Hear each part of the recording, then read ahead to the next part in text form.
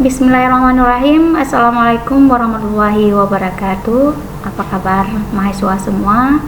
Semoga dalam keadaan sehat dimanapun kalian berada. Baik mahasiswa ibu, kembali lagi kita pada pembelajaran BIPA. Untuk materi hari ini kita akan coba mendiskusikan tentang keterampilan berbahasa Indonesia untuk penutur asing.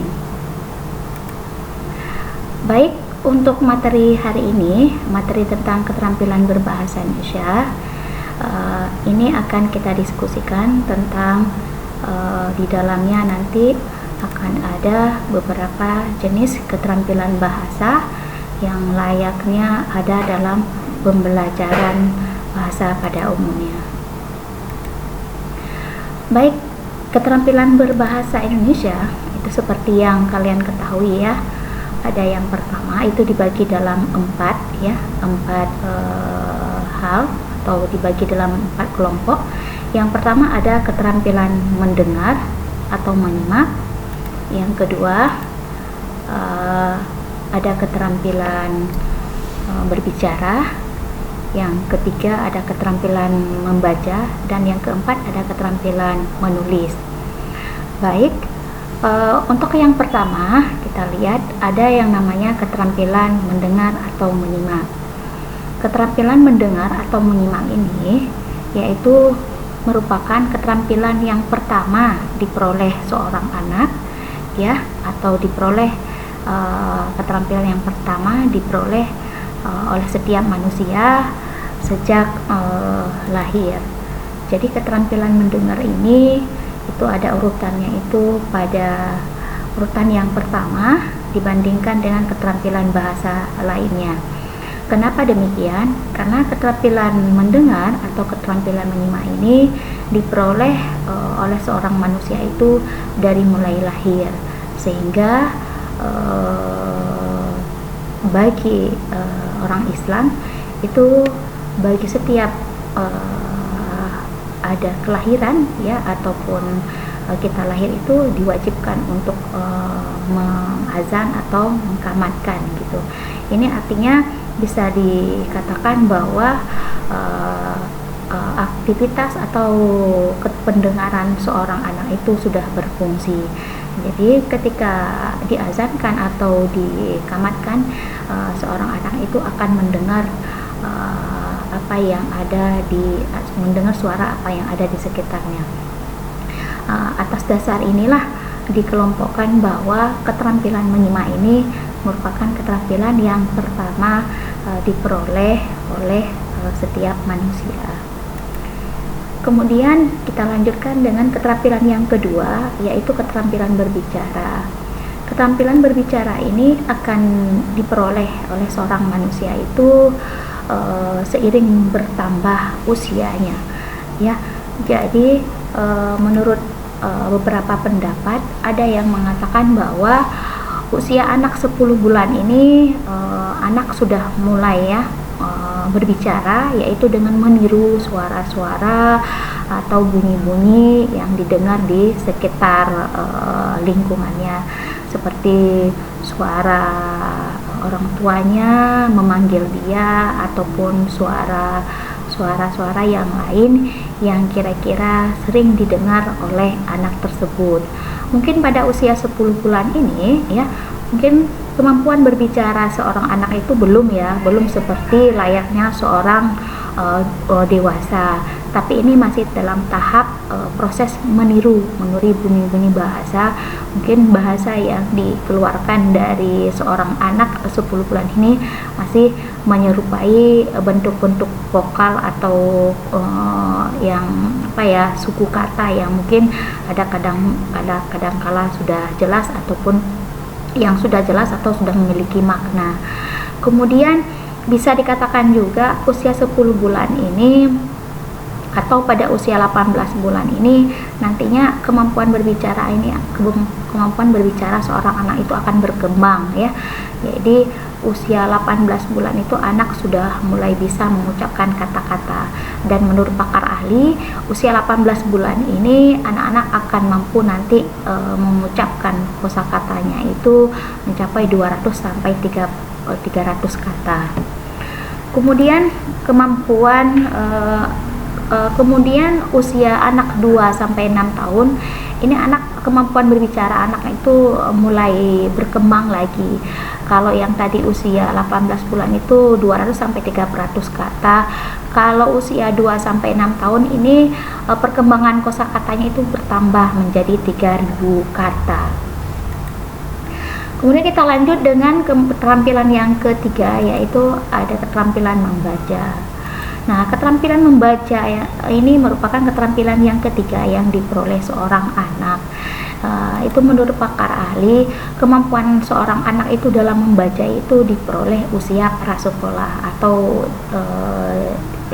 bisa dikatakan usia anak 4 sampai 6 tahun.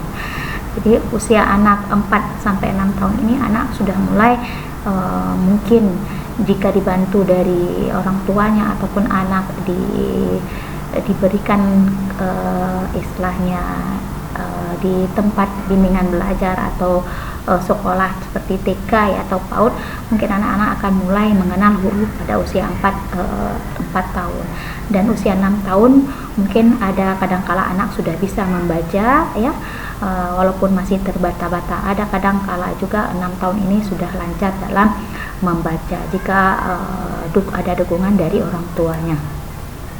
Kemudian yang keempat ada yang namanya keterampilan menulis.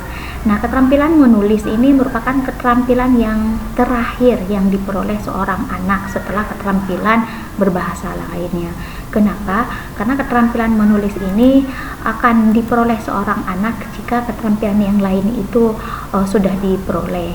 Karena dalam menulis itu menuntut adanya keterampilan-keterampilan yang lain yang harus dimiliki seorang anak. Jika keterampilan berbahasa yang lainnya itu belum dikuasai, mungkin seorang anak tersebut akan kesulitan dalam melakukan aktivitas yang namanya menulis. Nah, jadi menurut pakar ahli, kemampuan menulis seorang anak ini juga mulai didapatkan oleh seorang anak usianya itu usia 4 sampai 6 tahun. Mungkin usia 4 tahun mungkin anak-anak baru bisa meniru atau menciplak huruf-huruf ataupun membuat huruf-huruf abstrak atau gambar-gambar abstrak. Tapi usia 6 tahun ini rata-ratanya anak sudah bisa menulis ya, walaupun tulisannya masih ada kadangkala belum begitu jelas, ataupun kalau menulis kalimatnya itu masih kalimat yang sangat sederhana sekali. Nah, inilah keterampilan berbahasa yang harus kita ajarkan kepada seorang anak dalam bidang berbahasa Indonesia. Begitu juga dalam pembelajaran BIPA. Jadi pembelajaran BIPA ini dalam kita mengajarkan bahasa Indonesia juga kita harus melihat atau mengajarkan 4 keterampilan berbahasa ini kepada mereka. Nah, yang pertama bisa nanti dilakukan keterampilan menyimak, kemudian dilanjutkan dengan keterampilan berbicara dan membaca, serta dengan keterampilan menulis. Baik, bagaimana mahasiswa Ibu? Apakah sudah jelas ya mengenai keterampilan berbahasa? Oke. Baik, kalau sudah jelas, sekarang coba kita lanjutkan dengan materi yang berikutnya. Baik, berbicara mengenai pembelajaran BIPA, minggu yang kemarin kita sudah membahas mengenai beberapa materi ya, yaitu terkait dengan pengajaran bahasa Indonesia secara umum untuk penutur asing, sejarah BIPA itu sendiri, kemudian karakteristik dan prinsip pembelajaran BIPA, serta yang terakhir kemarin itu kita juga sudah menganalisis tentang nilai-nilai yang tertanam atau yang bisa kita ajarkan kepada penutur asing itu ya, nilai-nilai atau karakteristik, nilai-nilai karakter yang bisa kita ajarkan kepada penutur asing atau kepada warga negara asing yang belajar bahasa Indonesia.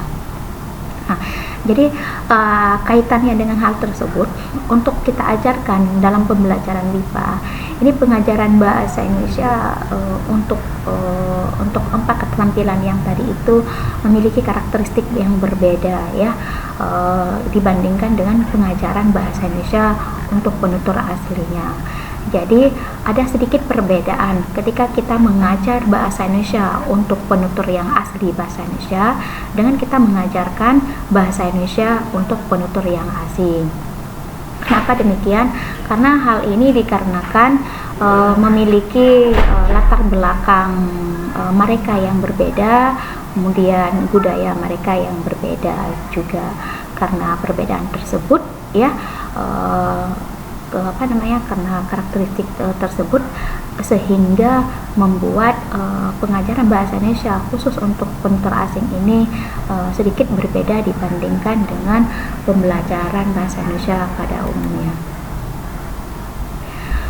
Kemudian coba kita lihat ya kemampuan yang pertama, yaitu kemampuan menyimak.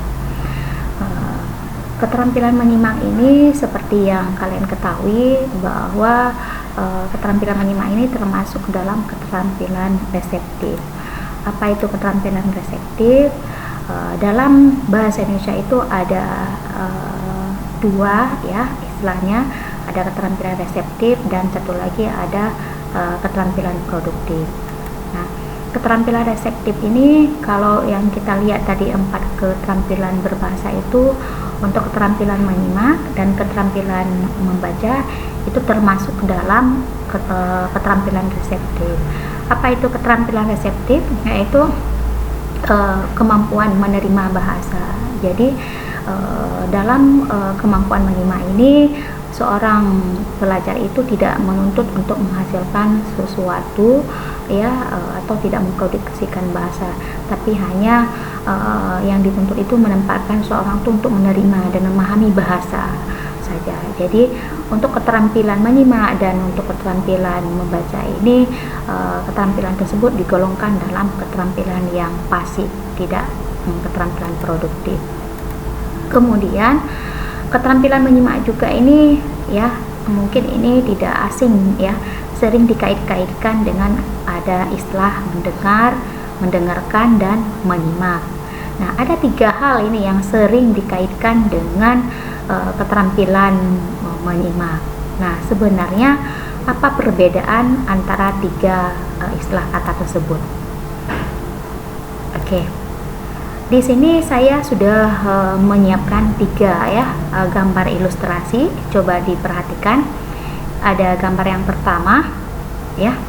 Kemudian ini gambar yang kedua dan gambar yang ketiga. Nah, ini 3 gambar ini menunjukkan adanya aktivitas ya. Nah, kalau apa ya aktivitas di gambar pertama? Coba kita lihat.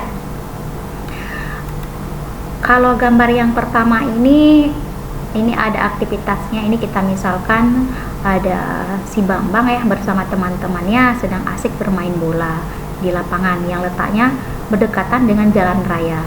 Tiba-tiba dia mendengar suara letusan. Bambang dan temannya berhenti sejenak mencari asal suara itu. Rupanya suara ban sepeda meletus. Setelah mengetahui apa yang terjadi, Bambang dan teman-temannya kembali melanjutkan permainannya.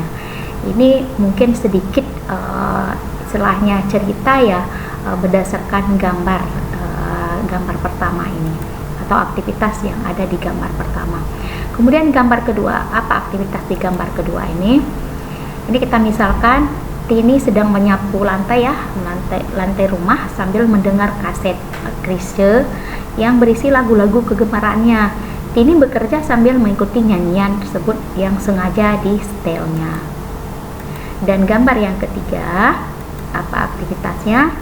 Si Keis dengan serius menonton acara siaran berita di televisi tentang peristiwa tanah longsor di suatu daerah.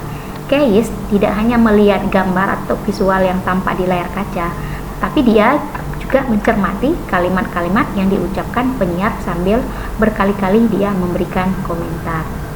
Nah, inilah 3 gambar yang mungkin ini bisa membantu kalian dalam membedakan apa perbedaan mendengar, mendengarkan, dan menyimak. Kira-kira berdasarkan 3 gambar yang saya baca tadi ya, atau yang saya berikan contoh tadi, manakah gambar yang mencerminkan adanya aktivitas menyimak? Nah, bagaimana kira-kira bisa ditunjukkan gambar yang mana? Apakah gambar yang pertama, atau gambar yang kedua, atau gambar yang ketiga? Nah, baik, saya yakin mahasiswa saya sudah bisa membedakan aktivitas apa saja yang ada di setiap gambar. Nah, sekarang saya akan mencoba memberikan penjelasan. Gambar yang pertama ini menunjukkan adanya istilah atau sering disebut dengan istilah mendengar. Kalau yang gambar kedua mendengarkan, kalau yang ketiga menyimak. Kenapa gambar yang pertama ini digolongkan dalam istilah mendengar? Karena seperti yang cerita tadi ya, ini ada kejadian ya, tiba-tiba mendadak tanpa direncanakan. Begitu juga dengan aktivitas yang kedua. Aktivitas yang kedua ini itu tepat kita katakan sebagai aktivitas mendengarkan. Karena apa? Karena aktivitas yang dilakukan di sini memang disertai dengan kesengajaan, juga ada yang namanya pemahaman tujuan, tapi tidak disertai dengan pemahaman. Nah, yang ketiga ini gambar yang dilakukan itu dengan sengaja, punya tujuan, juga disertai dengan keseriusan, sehingga butuh yang namanya pemahaman. Nah, berdasarkan 3 gambar tadi, kita dapat menyimpulkan bahwa kegiatan mendengarkan tidak ada unsur kesengajaan, apalagi tujuan atau rencana. Pada kegiatan yang gambar yang tadi ya, itu menceritakan bahwa sedang ada aktivitas menonton bola, tiba-tiba terdengar suara letusan. Nah, itu merupakan suatu kejadian yang tanpa direncanakan dan itu terjadi mendadak. Sementara gambar yang kedua itu termasuk dalam aktivitas mendengarkan. Itu pada kegiatan mendengarkannya itu sudah ada unsur kesengajaan dan tujuan atau rencana, tapi belum ada unsur pemahaman. Sedangkan gambar yang ketiga itu aktivitasnya itu adanya aktivitas menyimak, ada unsur kesengajaan dan tujuan atau rencana, dan juga adanya pemahaman yang akan yang dilakukan atau dimiliki oleh seorang. Nah, sekarang bagaimana mahasiswa ibu? Apakah sudah bisa membedakan apa perbedaan istilah mendengar, mendengarkan, dan menyimak? Oke, saya yakin ya, ibu yakin kalian sudah sangat memahami perbedaan ketiga istilah tersebut. Nah, sekarang kaitannya dengan materi kita, yaitu keterampilan menyimak. Jadi untuk hari ini kita aktivitasnya, atau kita lebih ke aktivitas menyimak atau keterampilan menyimak, bukan mendengar. Nah, jadi dalam pembelajaran MIPA ataupun pada umumnya, itu keterampilan menyimak menurut Tarigan ini merupakan sebagai suatu proses, yaitu adanya proses mendengarkan lambang-lambang tulisan atau lambang-lambang lisan dengan penuh perhatian, pemahaman, apresiasi, serta interpretasi untuk memperoleh informasi, menangkap isi atau pesan, serta memahami makna komunikasi yang telah disampaikan oleh pembicara melalui ucapan atau bahasa lisan. Nah, ini merupakan pengertian dari menyimak menurut pakar ahli, salah satu pakar ahli, yaitu Tarigan. Ya. Kemudian dalam kehidupan sehari-hari kita sangat membutuhkan yang namanya keterampilan menyimak. Nah, tiap hari kita itu tidak bisa terlepas dengan aktivitas yang menyimak.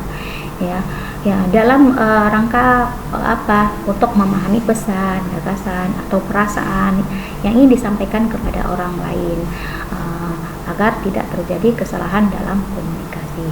Jadi sangat intinya di sini adalah dalam kehidupan sehari-hari kita, keterampilan menyimak ini sangat berperan sekali atau memiliki peran yang sangat penting. Karena apa?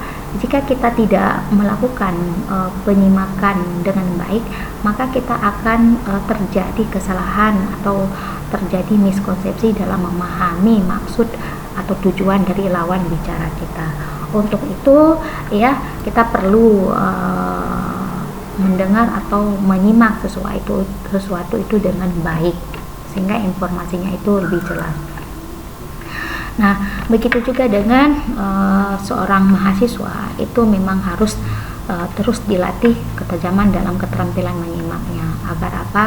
Agar bisa menangkap pesan yang baik yang disampaikan oleh dosen ketika menjelaskan pembelajaran maupun pendapat teman.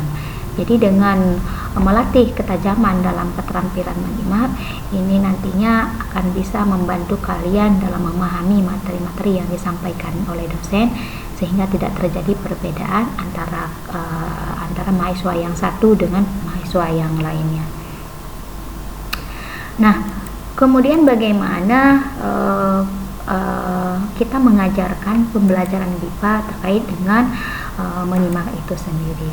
Nah, untuk bisa kita ajarkan keterampilan menyimak pada penutur asing itu kita dapat melakukan dengan berbagai cara, yaitu dengan menggunakan media seperti lagu, ya, berita, film animasi atau lainnya.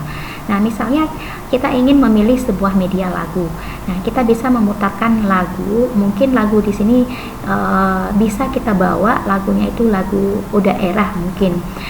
Karena apa? Karena seperti yang kita bicarakan pada minggu yang lalu, bahwa unsur budaya dalam pembelajaran BIPA ini sangat penting sekali.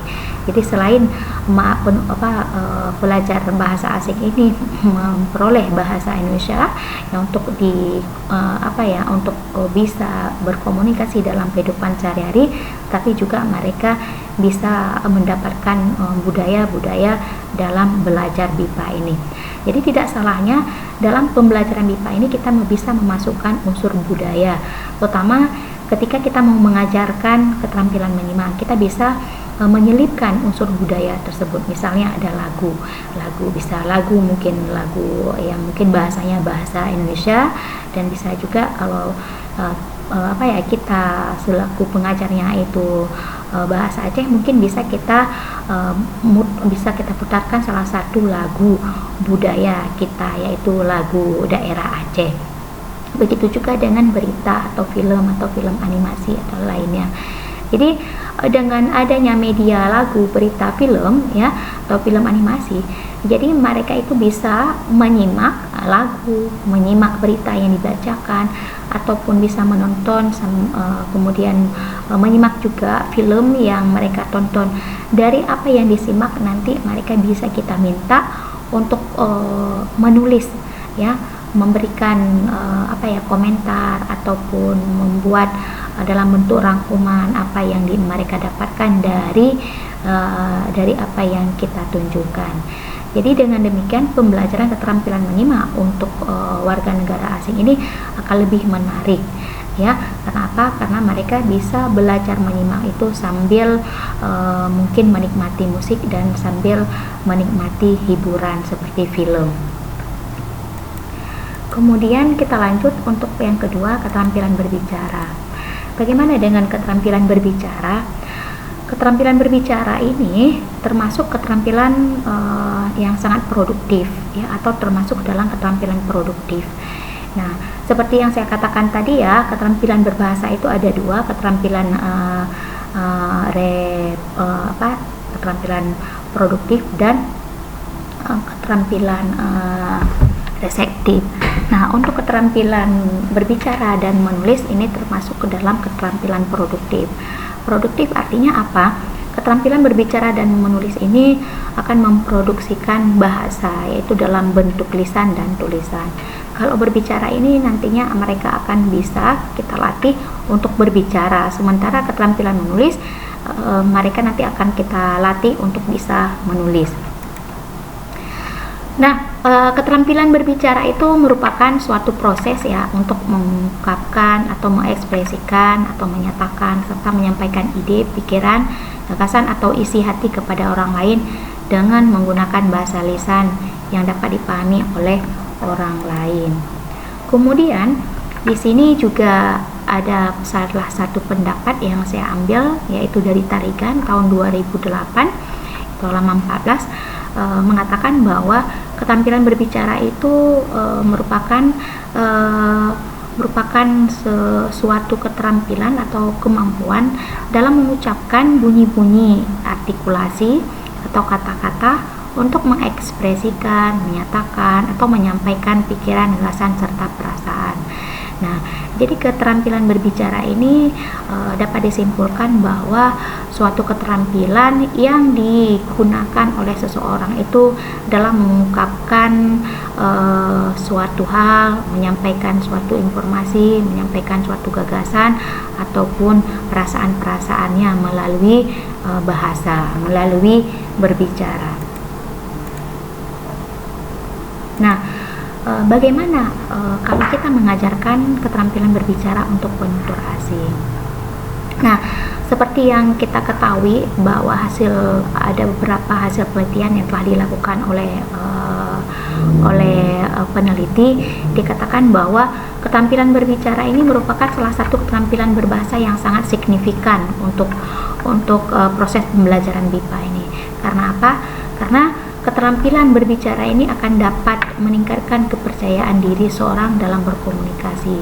Jadi dengan memiliki keterampilan berbicara, jadi rasa percaya diri seorang warga negara asing itu akan lebih meningkat, ya, lebih percaya diri, sehingga mereka bisa berinteraksi dan bisa berkomunikasi dengan lancar dengan masyarakat dengan memiliki kemampuan berbicara. Kemudian dikatakan juga banyak pelajar BIPA ya yang sudah dilakukan hasil penelitiannya itu ada kadangkala itu lancar dalam berbicara, akan tetapi mereka lemah dalam membaca ataupun menulis. Begitu juga sebaliknya, ada juga pelajar BIPA itu yang kemampuan membacanya itu sudah baik, ya, sudah bisa membaca dengan benar, tetapi mereka masih mengalami kesulitan dalam menyampaikan pendapat secara lisan. Jadi intinya, jadi ada kadangkala pelajar BIPA ini mampu dalam berbicara, tidak mampu dalam menulis. Begitu juga dengan mampu dalam membaca, tidak mampu dalam berbicara. Nah, ini merupakan suatu hal yang mungkin perlu kita sadari untuk kita cari solusinya. Bagaimana caranya pelajar BIPA kita itu selain bisa berbicara, tapi juga mereka mahir dalam membaca dan menulis. Nah, untuk itu kita butuh yang namanya strategi ataupun trik-trik. Nah, jadi keterampilan berbicara ya dalam pembelajaran BIPA itu dapat kita lakukan mungkin secara praktis dengan melakukan dialog, ya, atau kita bisa menggunakan dialog sederhana untuk mereka. Jadi di dialog yang kita gunakan ini adalah dialog yang mereka kembangkan sendiri. Jadi artinya adalah sebelum kita meminta ya pelajar bahasa Indonesia, ya pelajar bahasa asing ini, ya, yang untuk mempelajari bahasa Indonesia ini berdialog, kita meminta mereka dulu untuk menyusun sebuah dialog sederhana. Jadi hasil dialog yang disusun itu dengan kemampuan bahasa yang mereka miliki mungkin nanti bisa diperagakan sesama temannya. Nah, mungkin dialog ini bisa kita arahkan mereka tentang hal-hal yang berkaitan dengan kehidupan sehari-hari, seperti berkenalan, bertanya, jawab tentang hobi, cita-cita, dan lain sebagainya. Nah, jadi dengan ada dialog ini mereka bisa berkomunikasi dengan lawan bicaranya sehingga bahasanya itu akan mungkin terlatih, ya, terutama dalam berbahasa Indonesia. Mungkin hal yang lain juga bisa kita lakukan dengan memberikan sebuah permainan atau bermain peran. Jadi kita buat sebuah skenario, atau skenario ini bisa juga kita minta mereka susun, ya. Mungkin bisa kita arahkan dengan sebuah drama cerita rakyat, ya, sehingga nanti mereka bisa bermain peran. Jadi ketika mereka bermain peran ini akan membantu mereka dalam mengungkapkan bahasanya ya, terutama bahasa Indonesia, sehingga mereka akan terbiasa mengungkapkan bahasa Indonesia dengan lancar. Jadi saya rasa dengan bermain peran ini merupakan suatu strategi yang sangat baik untuk kita ajarkan keterampilan berbicara. Karena apa? Karena pembelajarannya itu tidak akan monoton, tetapi mereka juga nanti akan lebih terkesan karena mereka akan bermain sebuah film atau drama ataupun sebuah teater, sehingga terkesannya pembelajarannya itu lebih hidup atau lebih menyenangkan. Kemudian yang selanjutnya adalah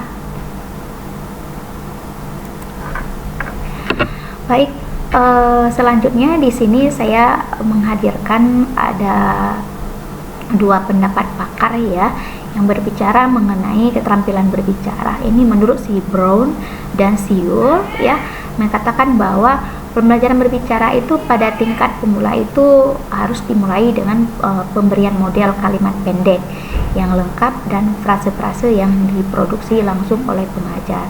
Jadi artinya bahwa untuk pengajar pelajar bahasa asing pemula ini mungkin untuk melatih keterampilan berbicaranya itu kita bisa memberikan dengan bentuk model kalimat pendek.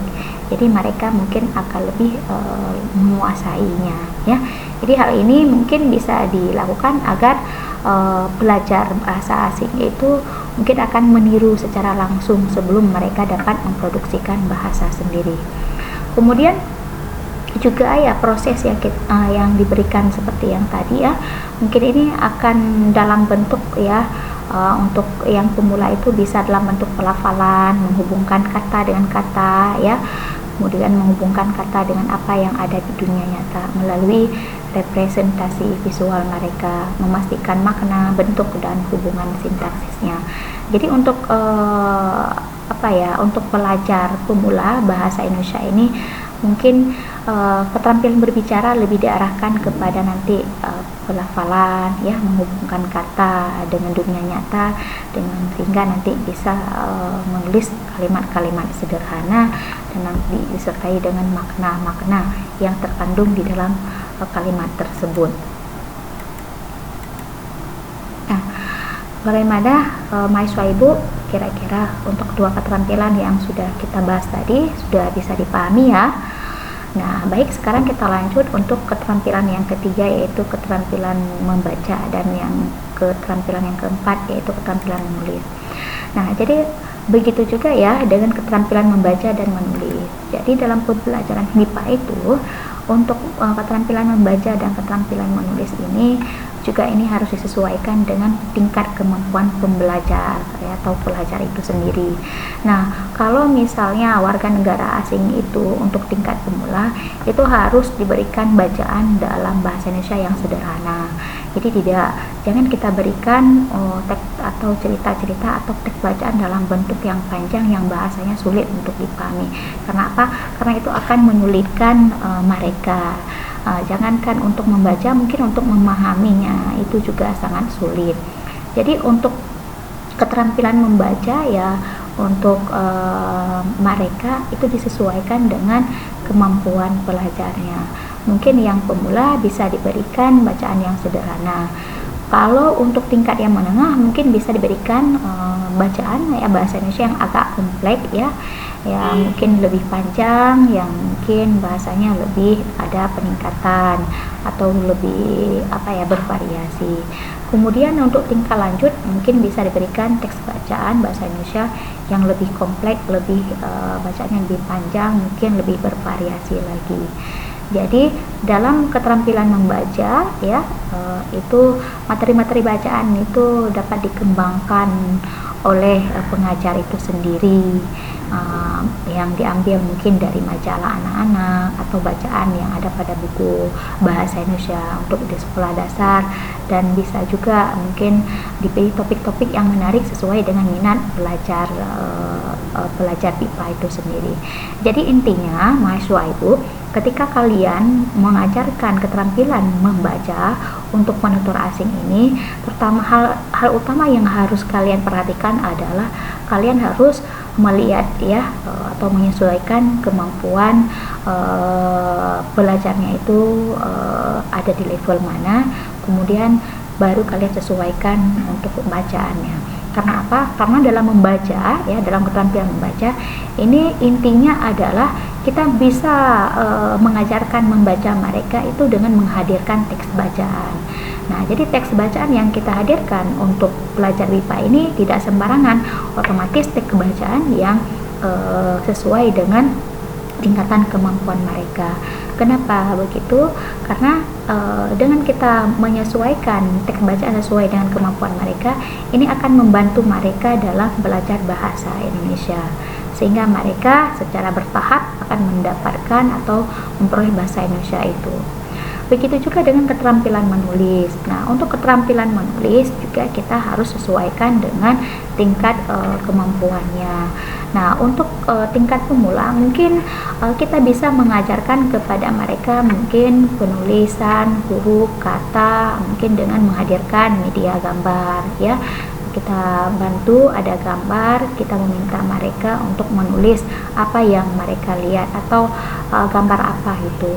Mungkin gambar-gambar yang kita hadirkan itu bisa kita sesuaikan dengan kebutuhan mereka, kebutuhan sehari-hari mereka, atau kebutuhan yang dekat dengan mereka.